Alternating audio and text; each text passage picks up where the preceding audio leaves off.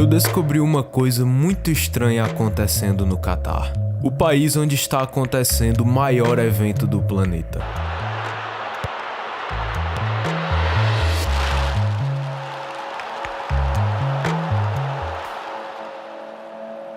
A Copa do Mundo.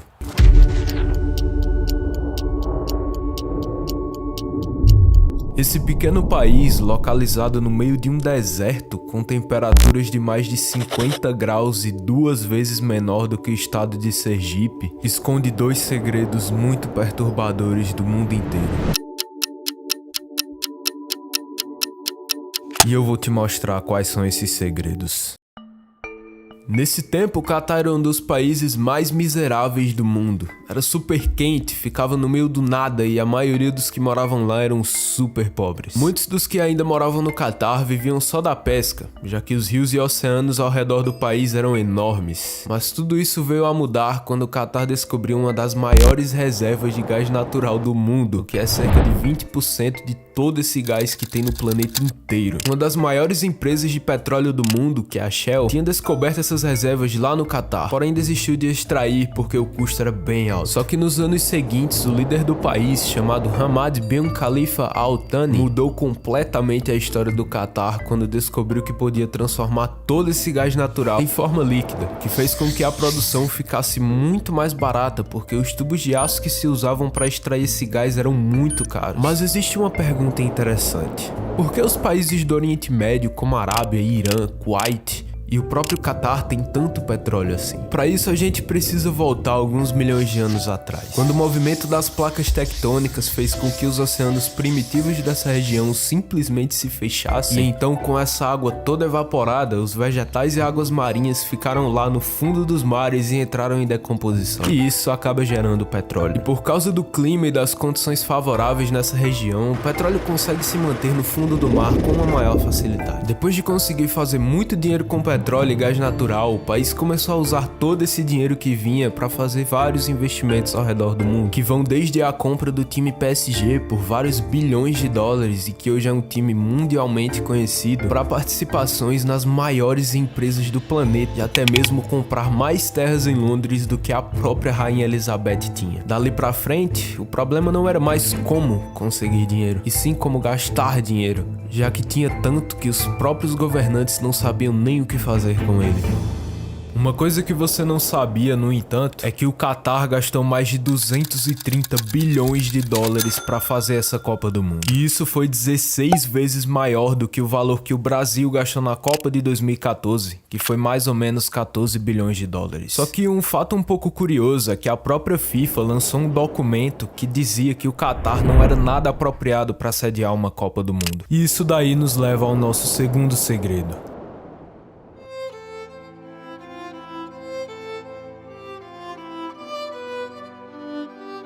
No ano de 2010, existiu uma reunião muito importante para a história do futebol. Lá na Suíça, na sua capital Zurique, que é coincidentemente a cidade onde existem os bancos mais sigilosos do mundo, foram anunciados os países que iriam ser os anfitriões das Copas do Mundo de 2018 e de 2022. Em 2018, a Rússia foi eleita para ser anfitriã da Copa e em 2022 foi o Catar, o que levantou muitas suspeitas ao redor do mundo inteiro. Dentre todos esses, a pergunta que não quer calar é por que um país sem tradição nenhuma em futebol vai sediar o maior evento de futebol da história, já que o Catar nunca foi classificado para uma Copa do Mundo em toda a sua existência.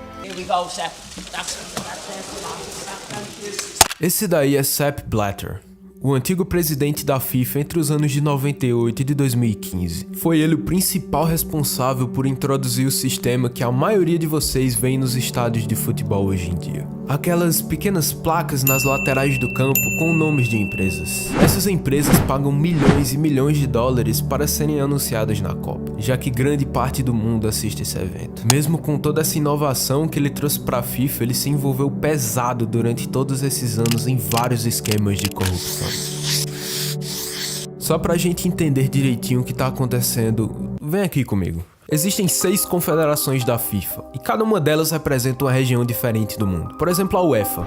Essa daí é a Confederação de Futebol da Europa. Nesse ano de 2010 existiam 8 dirigentes nela. E só entre nós, a maior parte dessa galera foi presa. E como cada uma dessas confederações tem pelo menos 3 ou 4 líderes, menos a Oceania, que só tem um, são necessários mais de 22 votos para poder apurar qual vai ser o país que vai comandar a Copa do Mundo. Como o Catar venceu todas as rodadas por uma vantagem um pouco grande demais, com certeza tinha alguma coisa errada.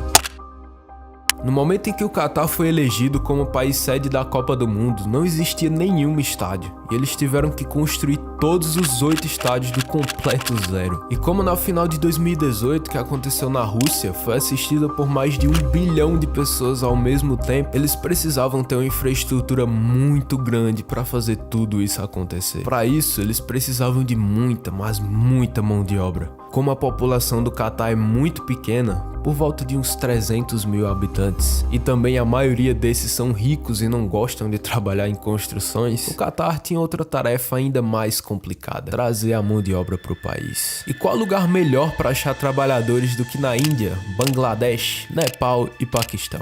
Ao chegar lá, esses imigrantes tinham que assinar contratos onde eles eram proibidos de sair do país, a não ser que seu empregador permitisse, e era exatamente por isso que todos eles tinham seus passaportes confiscados. Esse sistemazinho era chamado de kafala, e justamente como eu te disse, qualquer coisa que os trabalhadores quisessem fazer precisavam da autorização da empresa, e que, infelizmente, durante muitos períodos ficavam sem receber seus salários. Antes de entrar no Catar, esses imigrantes normalmente tinham que pagar entre 2 a 3 mil dólares só para trabalhar no país. Como eles não tinham esse dinheiro, a empresa emprestava tranquilamente. O pequeno problema, no entanto, é que o salário deles era de mais ou menos 2 mil dólares por ano. Desde o ano de 2019, esse sistema foi abolido, mas hoje a situação continua praticamente a mesma, o que acabou servindo apenas para o Catar limpar suas mãos da sujeira que fez. Totalizando tudo, mais de 6 mil mortes ocorreram na construção desses estádios. E enquanto muitos desses trabalhadores sofreram no sol de 50 graus por horas e horas, milhares de outras pessoas vão estar gritando e celebrando no mesmo lugar.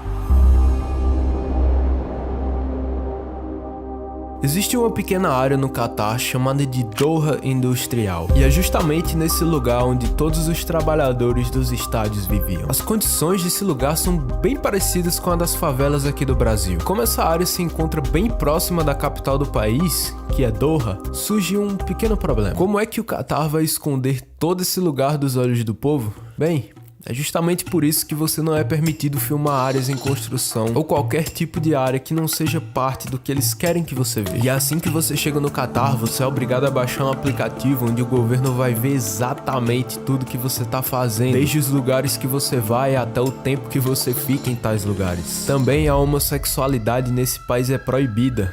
Em alguns casos pode gerar até uma pena de morte. Muitos dos verdadeiros segredos do Catar são simplesmente esses. Coisas que o governo não quer que ninguém saiba, e é exatamente por isso que todas as linhas de metrô que conectam os estádios da cidade de Doha fazem o completo desvio dessa parte que se chama de Doha Industrial, porque o governo não quer que ninguém no mundo inteiro veja a desgraça que está acontecendo nessa área. Muitas das mancadas que eles fazem passam despercebidas, e então o que nos resta é apenas aproveitar esse lindo esporte que é o futebol. It is the biggest event in the world. Essa é a única coisa no mundo que consegue juntar mais de 1 bilhão de pessoas assistindo a mesma coisa ao mesmo tempo. O único evento na história que consegue ser relevante para todas as pessoas. Não importa a idade, não importa que idioma você fala, não importa seu gênero. Desde muito antes de Cristo, seres humanos chutam uma bola pra lá e pra cá e se divertem. O futebol é muito mais do que dinheiro, muito mais do que poder. E por mais que a FIFA tente fazer do futebol algo que seja extremamente lucrativo e que a dê ainda mais poder, não podemos nos abalar com isso. Essas coisas acontecem. Pessoas más uma hora enfrentam as consequências, assim como a maioria dos dirigentes da FIFA foram presos. Uma coisa, no entanto, que jamais devemos fazer é deixar o futebol morrer.